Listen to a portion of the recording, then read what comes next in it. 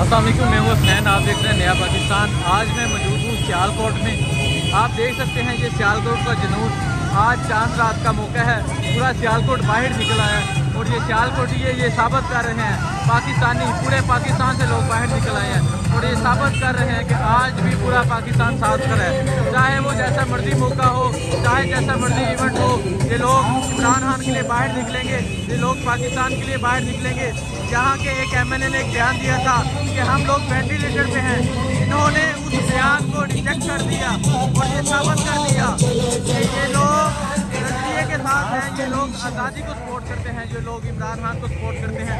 आप देख सकते हैं किस तादाद में लोग बाहर निकले हैं और ये सब लोग इमरान खान की एक कॉल पे बाहर निकले हैं। अभी तो एक कॉल है, इंशाल्लाह जब ईद के बाद इमरान खान पूरे मुल्क को लॉन्ग मार्च के लिए बाहर निकलने की कॉल देगा, किस तरह लोग बाहर निकलेंगे। आप देख सकते हैं ये रात तकरीबन 12 का टाइम है और सड़कों पे ये जुनून है।